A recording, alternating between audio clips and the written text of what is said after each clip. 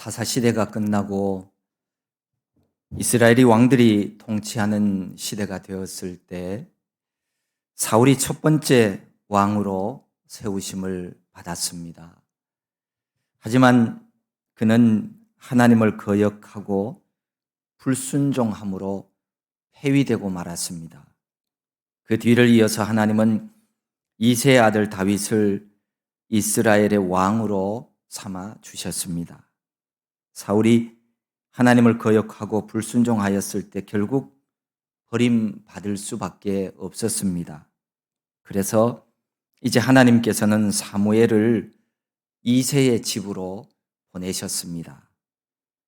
이새는 유다 베들레헴 에브라 사람으로 8명의 아들이 있었습니다. 사무엘이 이새의 아들들을 한 사람씩 불러 자기 앞으로 지나가게 했습니다. 그런데 장자 엘리압부터 7 아들을 다 지나가게 했지만 하나님은 그들 중에 누구도 선택하지 않았습니다. 마침내 양을 치러 밖에 가 있던 막내 다윗이 돌아왔을 때 하나님은 이 사람이 내가 택한 사람이라고 하시면서 일어나서 기름을 부으라고 말씀하십니다. 사무엘은 하나님의 뜻을 따라서 다윗에게 기름을 부어 왕이 되게 하셨습니다. 이날 이후로 다윗은 여호와의 영에 크게 감동되었습니다. 반대로 사울은 여호와의 영이 그를 떠나버리고 말았습니다. 이런 일이 있은 후에 블레셋은 전쟁을 일으켜서 유다에 속한 소고라고 하는 곳까지 쳐들어왔습니다. 그래서 지금 이스라엘과 블레셋 군대는 서로 마주보며 대치하고 있는 상황입니다. 블레셋 사람은 이쪽 산에 있었고 또 이스라엘 사람들은 저쪽 산에 있었어요. 그 가운데는 하나의 골짜기가 있었고 그 골짜기의 이름이 엘라 골짜기였습니다. 이런 상황 속에서 블레셋 진영에서 싸움을 도두는 자가 등장을 합니다. 그가 바로 괴물처럼 무시무시한 골리앗이었습니다. 이 골리앗은 그 키가 6규빗 1뼘, 오늘날의 수치로 나타내면 2m 80이 넘는 어마어마한 거인이었습니다. 그가 입고 있는 비늘 모양의 갑옷의 무게만도 놋 5,000세겔, 약 57kg이나 되었습니다. 또 그가 들고 있는 창이 얼마나 컸던지 창날 무게만 철 600세겔, 약 7kg이나 되었다고 합니다. 이렇게 거대하고 무시무시한 자가 앞으로 나와서는 쩌렁쩌렁하게 이스라엘 백성들을 위협하는 거예요. 나와 싸울 사람 있으면 한 사람 택해서 나와봐라. 만일 그 사람이 나와 싸워서 나를 죽이면 우리가 너희의 종이 되고, 만일 내가 이겨 그를 죽이면 너희가 우리의 종이 되어서 우리를 섬겨라. 사울 왕과 이스라엘 온 군대는 이런 골리앗의 기세에 눌리고 겁에 질려서 두려움 속에서 벌벌 떨 수밖에 없었습니다. 그런데 바로 이러한 절체절명의 순간에 다윗이 등장을 합니다. 아버지 이새의 심부름으로 전쟁터에 나가 있는 형들을 찾아온 겁니다. 다윗은 그곳에서 골리앗의 큰 목소리로 소리치고 있는 모습을 처음 보게 되었습니다. 다른 사람들은 골리앗이 외치는 소리를 듣고 두려워 떨었지만 그러나 다윗은 그렇지 않았어요. 골리앗이 예전처럼 이스라엘 군대를 위협하고 있었지만 다윗은 그 모든 것을 자기 눈에 보이는 대로, 자기 귀에 들리는 대로 그렇게 판단하지 않았습니다. 다른 사람들처럼 두려워하지도 않았습니다. 사울 왕 앞에 선 다윗은 이렇게 말합니다. 왕이여, 주의 종이 가서 저 블레셋 사람 골리앗과 싸우겠습니다. 그 말을 들은 사울은 오히려 다윗을 말립니다. 안 돼. 너는 싸울 수 없어. 너는 작은 소년이지만 저 블레셋 사람 골리앗은 젊었을 때부터 이미 훈련받고 싸움을 많이 한 싸움꾼이야. 용사야. 너는 저 장군과 싸울 수 없어. 하지만 다윗은 사울 왕 앞에서 물러가지 않고 거듭 골리앗과 자신이 싸우겠다고 그렇게 말을 합니다. 왕이여, 저는 내 아버지의 양떼를 지키다가 사자나 곰을 만난 적이 있는데 그들이 양을 물어가려고 했을 때 저는 그 사자와 곰과 싸워서 그놈들을 죽였습니다. 살아계시는 하나님의 군대를 모욕하는 이 할례받지 않은 블레셋 사람 골리앗도 그 짐승처럼 죽일 수 있습니다. 다윗 마음속에는 하나님을 모욕하는 자를 가만히 내버려 두지 않겠다는 그런 의문이 생겨났습니다. 소년 다윗의 의연한 결단과 이 믿음을 보고서 사울 왕은 가라, 좋다, 여호와께서 너와 함께 하시기를 원하노라 하면서 전투를 허락해 주었어요. 그리고는 어린 다윗이 애처로워 보였든지 아무런 전투 준비가 안 돼 있는 그 소년을 보면서 자기의 군복을 벗고 입혀주고 자기가 쓰고 있는 투구를 벗어서 그 소년에게 주고 자기가 입고 있던 갑옷까지 벗어서 그 다윗에게 입혀주었어요. 그러나 이 소년 다윗은 그것을 입고 나서 움직여보고 이렇게 활동해보고 이게 자기 것이 아니니까 그게 맞을 리가 없잖아요. 싸움하는데 별로 도움이 안 될 것 같아요. 그래서 왕이 준 모든 것을 다 벗어놓습니다. 그리고는 이 다윗은 평소처럼 손에 막대기를 가지고 시내에서 매끄러운 돌 5을 골라서 주머니에 넣고 물매를 가지고 골리앗을 향해서 나아갑니다. 상대 골리앗은 살결이 불그스레하고 잘생긴 용모의 이 다윗을 보고는 괜히 기분 나빠합니다. 그리고는 자신이 믿는 신들의 이름으로 이 다윗을 저주합니다. 싸움꾼인 골리앗이 이 소년 다윗을 향해서 소리칩니다. 너 이리 와. 내가 너를 공중의 새와 들짐승들의 먹이가 되게 해주겠다. 이 얘기를 들은 다윗도 기죽지 않고 골리앗을 향해서 큰 소리로 외칩니다. 45절, 46절에 있는 말씀을 우리말 성경으로 다시 한번 읽겠습니다. 그러자 다윗이 블레셋 사람에게 말했습니다. 너는 칼과 창과 단창으로 내게 나아오지만 나는 만군의 여호와 곧 내가 모욕한 이스라엘 군대의 하나님의 이름으로 내게 나간다. 오늘 여호와께서 너를 내 손에 넘겨주실 것이고 나는 너를 쳐서 내 목을 베일 것이다. 오늘 내가 이 블레셋 사람의 시체를 공중의 새들과 땅의 짐승들에게 주면 이스라엘의 하나님이 계신 것을 온 세상이 알게 될 것이다. 정말 결과적으로 보면 이 다윗이 한 말 그대로 이루어졌어요.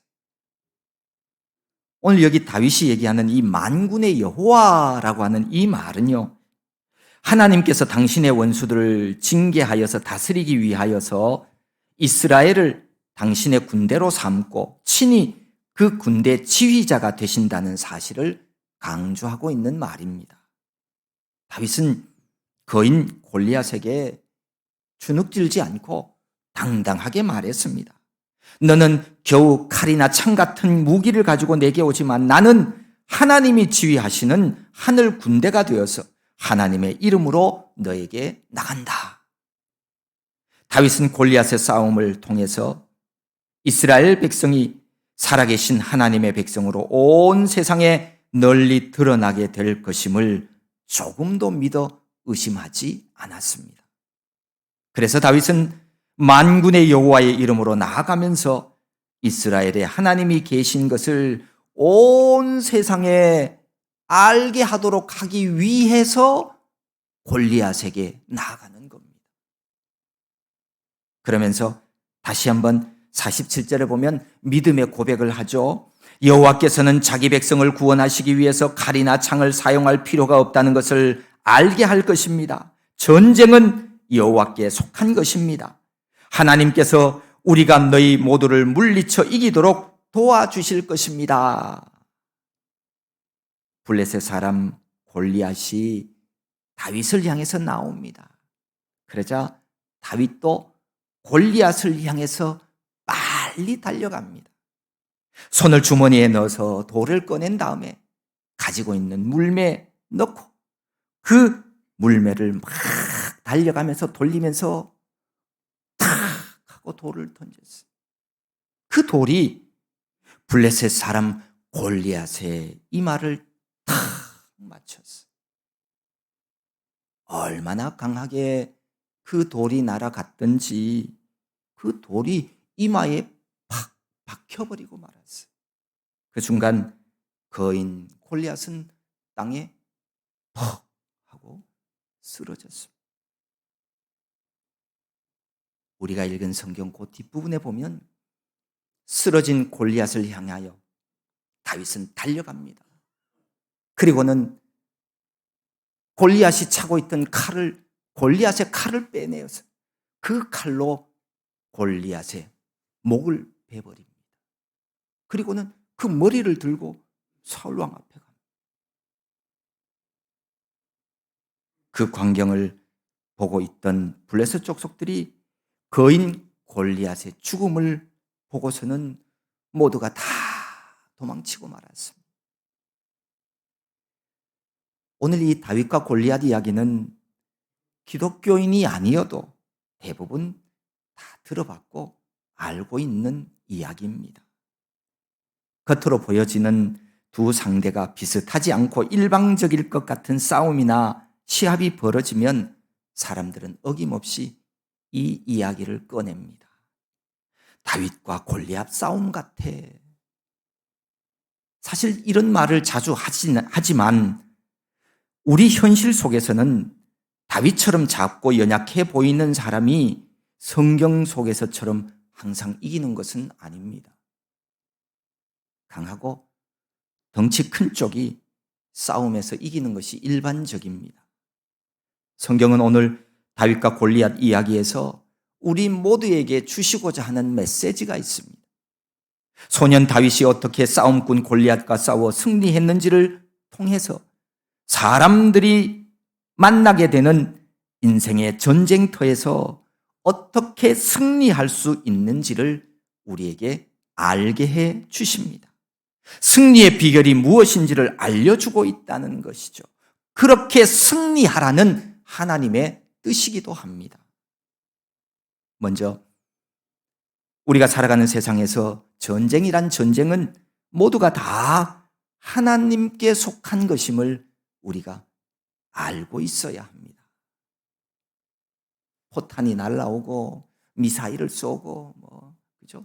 전투기가 뜨고 드론이 뜨고 항공모함이 움직이고 이런 전쟁뿐만 아니라 생활 속에서 이루어지는 선과 악의 싸움, 모든 전쟁도 오직 하나님께 속한 것입니다.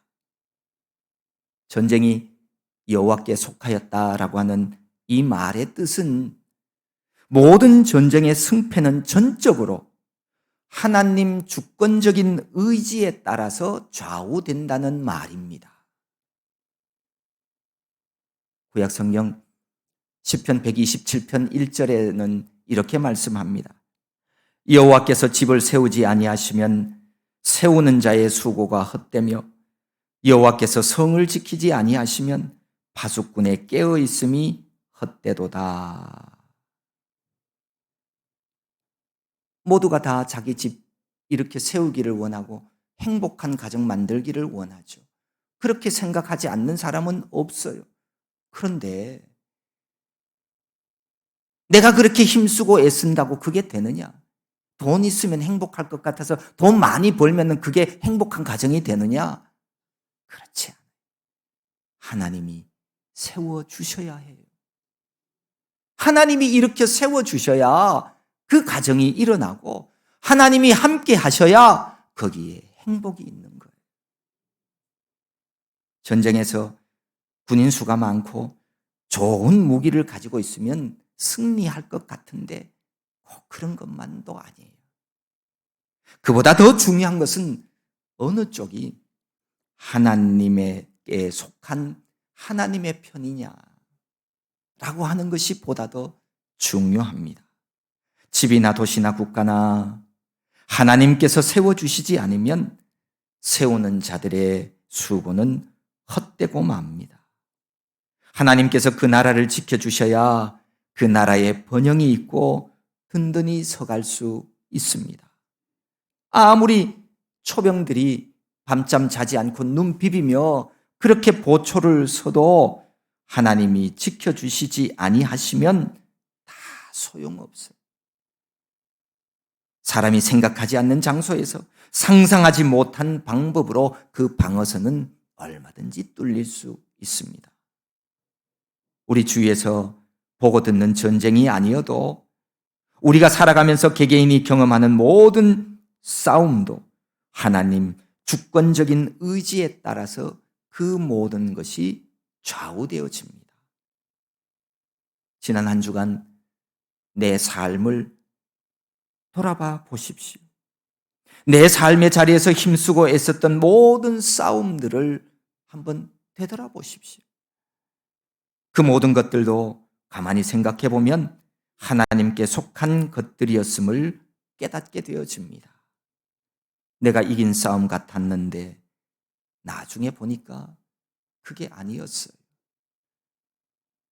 실패하고 진 것 같았는데 나중에 보니까 내가 진 싸움이 아니었어요. 모두가 하나님 의지에 달려 있었다는 것을 알게 되어집니다. 전쟁은 하나님께 속한 것입니다. 또 하나, 전쟁은 여호와께 속하였다는 의미는 모든 전쟁을 통해서 하나님께서는 당신의 선하신 뜻을 이루어 가신다라고 하는 뜻입니다. 하나님은 전쟁과 싸움을 통해서 하나님 앞에 돌아오기를 거부하는 악인들을 징벌하시고 또한 의인들을 그 악인의 손에서 건져내시고 구원해 주십니다. 전쟁은 공의로우신 하나님께서 하나님의 의로우심을 나타내시는 하나의 도구가 되어진다는 말입니다. 우리가 전쟁을 보면 이 전쟁의 참상 참 너무나도 끔찍합니다. 전쟁의 그 비참함과 아픔은 말로 다 형용할 수 없습니다. 그래서 어떤 이들은 말하기를 전쟁을 보면 하나님이 없다는 사실을 알 수 있다. 봐라. 하나님이 진짜 살아계시면 왜 이런 전쟁이 일어나겠느냐라고 말하는 이들이 있습니다. 그런데요, 사실 이 극악무도한 이런 전쟁의 시작과 동기는요, 하나님이 하신 게 아니에요. 사람이 한 거예요. 인간들의 욕망과 욕심이 사람들을 죽이는 싸움이 되어진 겁니다. 내 뜻을 이루기 위해서 내게 없는 다른 것을 다른 사람들로부터 빼앗기 위해서 다른 사람들은 죽어도 좋다, 죽어도 괜찮다는 이 악마적인 생각을 가지고 시작하는 이 일이 바로 전쟁입니다. 지금 러시아, 우크라이나 전쟁도 과거에 잃어버린 러시아의 영광을 되찾겠다는 한 사람의 잘못된 야욕이 하루에도 수십, 수백 명 죽음으로 몰아가고 있는 겁니다. 사람이 한 일이지 왜 그게 하나님이 하신 일이에요? 다른 사람이야 말든 죽든 말든 나는 그 영광을 되찾고 그 영광을 내 눈으로 보겠다는 이 탐심이 불러일으킨 잘못된 판단이고 잘못된 선택이죠. 전쟁의 책임은 하나님께 있지 않습니다. 악하고 타락한 인간에게 그 책임이 있습니다.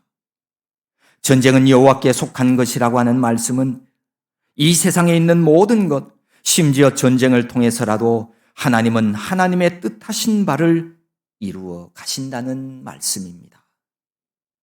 만물을 말씀으로 창조하신 하나님은 이 세상을 지금도 운행하시고 경영하시는 분이십니다. 공중에 나는 새 한 마리도 하나님의 허락 없이는 땅에 떨어지지 않습니다. 전쟁의 승패는 용맹한 군사의 숫자에 의해 좌지우지되는 것이 아니라 하나님의 선하신 뜻이 이루어지게 되는 겁니다. 전쟁은 하나님께 속한 것이라고 하는 사실을 그래서 우리가 잊지 말고 기억하고 하나님의 뜻을 좇아 살아가는 성도들이 되어야 하겠습니다. 세상 만물은 우리 눈에 보여지는 것이 그게 다가 아니죠. 더 많고 더 중요한 것들 중에는 우리 눈에 보여지지 않고 또 우리 귀에 들려지지 않습니다. 내가 눈으로 볼 수 없고 내 귀로 들을 수 없다고 해서 그런 건 없어 라고 말하는 사람은 정말 말할 가치도 없는 어리석은 사람들입니다. 성경은 이 세상 공중 권세 잡은 자가 악한 영이라고 분명히 밝히고 있습니다. 여러분들은 그 사실을 어떻게 인정하든 믿든지 간에 성경은 그렇게 말씀하고 있습니다. 이 악하고 더러운 영은 할 수만 있으면 하나님의 백성들을 유혹하고 넘어뜨리고 낙담하게 만들려고 합니다. 스스로 주저앉아 희망도 소망도 없이 헛된 삶을 살아가게 만들고 있습니다. 그래서 지금도 우리 주위를 살펴보면 낭패와 실망으로 주저앉아서 자신의 인생을 포기하는 이들이 얼마나 많은지 모릅니다. 그렇게 해야 자신들과 함께 마지막 날에 영원한 형벌 아래 놓이게 되기 때문입니다. 이게 소위 물귀신 작전이. 악한 영들은 마지막 날에 저 무저갱에 다 형벌받게 되어 있어요. 그것을 아는 악한 영들은 자기들만 형벌받는 거 그거 원치 않아. 할 수만 있으면 하나님의 백성들을 꼬여서 함께 지옥 가기를 원하는 것. 이것이 악한 영들의 물귀신 작전이. 자신만 멸망받으려니까 억울하다고 생각해서 같이 멸망받자는 악한 영들입니다. 그래서 어찌 보면 우리가 살아가는 이 세상 모든 삶이 악한 영과의 전쟁이요 싸움입니다. 어떤 전쟁이든 전쟁이 가지고 있는 특징 하나가 있죠. 그것은 승리하면 살고 지면 죽습니다. 우리 그리스도인들은 다윗처럼 승리하는 자가 되어야 합니다. 다윗 앞에 골리앗이라고 하는 괴물 같은 거인 장수가 덤벼들었지만 그러나 다윗은 승리했습니다. 자신이 한 말처럼 여호와의 구원하심이 칼과 창에 있지 아니함을 사람들에게 알게 해 준 사람이 바로 다윗입니다. 다윗은 칼 한 자로 들지 않고 싸워서 승리했습니다. 상대방의 칼을 뽑아서 상대방의 목을 쳤습니다. 그래서 승리했습니다. 다윗이 골리앗과의 싸움에서 승리한 요인 두 가지를 꼽으라고 한다면, 첫째는 다윗이 하나님을 무한 신뢰했기 때문입니다. 나는 하나님의 이름으로 나아간다 라고 하는 외침이나 여호와의 구원하심이 칼과 창에 있지 않다, 전쟁은 여호와께 속한 것이다 등 이런 말들은 다윗이 얼마나 하나님을 신뢰하며 의지하고 있었는지를 잘 잘 보여주고 있습니다. 이것이 다윗의 믿음입니다. 이처럼 전쟁은 여호와께 속한 것이고 승리는 오직 하나님의 손에 달려 있기 때문에 승리를 주시는 하나님을 신뢰하고 의지하는 것이 승리를 얻게 하는 비결입니다. 그렇습니다. 전쟁은 하나님께 속한 것이고 여호와 하나님을 신뢰하고 그분을 의지하는 자가 승리하게 되어 있습니다. 승리의 비결 두 번째는 다윗에게 있었던 물매입니다. 우리도 가져야 합니다. 다윗이 하나님을 신뢰하고 의지하였지만 실제로 거인 골리앗의 칼과 창으로부터 승리하게 만들어준 것은 다윗의 물매였습니다. 물매를 돌려서 그 돌이 골리앗의 급소를 다 강타했기 때문에 그를 쓰러뜨릴 수 있었습니다. 다윗이 사울왕 앞에서 말한 것처럼 이 물매는 소년 다윗이 아버지의 양떼를 돌보는 일을 하면서 그 들판에서 그 많은 날 동안 스스로 훈련하며 익히게 된 무기였습니다. 이런 무기 하나쯤은 있어야 합니다. 영적 전쟁에서 우리도 승리하기 위해서 말입니다. 다윗이 자신에게 주어진 양떼 돌보는 일을 태만히 하고 충실하게 생활하지 않았더라면 골리앗을 쓰러뜨릴 수 있는 물매는 다윗이 가질 수 없었을 것입니다. 우리도 지금 내가 있는 자리에서 주님이 주신 일에 충성해야 합니다. 그 일 속에서 나만이 잘할 수 있는 숙련된 어떤 특기 혹은 무기를 갈고 닦아야 합니다. 그것이 나중에 내 무기가 되어서 나를 전쟁에서 승리하게 하는 겁니다. 무슨 일을 하든지 어디에 있든지 하나님이 줄로 재어준 구역에서 하나님이 나를 보내신 곳에서 하나님 앞에서 충성하는 사람이 되십시오. 이 일을 맡겼지만 일하는 둥 마는 둥 시간만 허비하는 사람이 되지 마십시오. 일은 제대로 성실히 하지 않고 사람들 눈치 보고 하나님 눈치 보는 사람만 되지 마십시오. 주어진 일에 성실한 사람이 되십시오. 그러면 언젠가 그 자리에서 연마한 내 주 특기가 내가 이 세상에서 승리하게 하는 그 무기가 되어질 것입니다. 다윗의 물맷돌처럼 말입니다. 레미제라블의 작가로 유명한 빅토르 위고는 이 소설의 서문에서 이런 글을 썼습니다. 오늘 내가 사는 목적은 싸우는 데 있다. 내일 내가 사는 목적은 이기는 데 있다. 그리고 일생 동안 내가 사는 목적은 잘 죽는 데 있다. 결국 인생의 싸움에서 잘 싸우고 승리하고 잘 죽음으로 삶을 마무리한다면 바로 이것이 가장 아름다운 인생이 될 것이라는 말입니다. 그런데 이처럼 아름다운 인생을 살기 위해서는 싸움의 법칙을 잘 체득해서 우리 인생의 싸움에서 승리할 수 있어야 합니다. 골리앗과 싸워 승리했던 다윗은 47절에서 이렇게 고백했죠. 전쟁은 여호와께 속한 것인즉 그가 너희를 우리 손에 넘기시리라.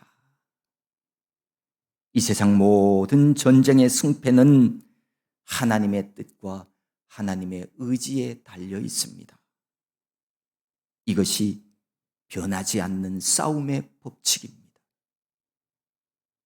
이 사실을 분명히 알고 믿었기 때문에 다윗은 골리앗과의 싸움에서 외형적인 조건이나 물리적인 힘의 우위를 보지 않았고 오직 하나님만을 신뢰하고 하나님의 이름으로 나아갔기 때문에 다윗은 승리할 수가 있었습니다. 우리도 다윗처럼 이 땅을 사노라면 수없이 많은 거인 골리앗을 만나게 될 것입니다.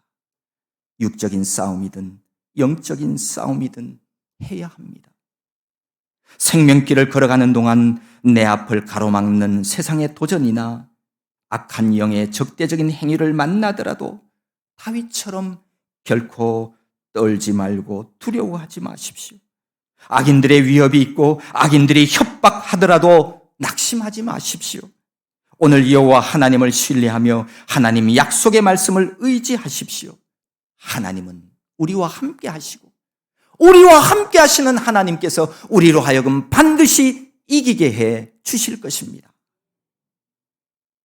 거인 골리앗처럼 강해 보이더라도 도무지 내가 상대할 수 없는 것 같은 문제와 어려움을 만나더라도 여러분 결코 두려워하지 마십시오.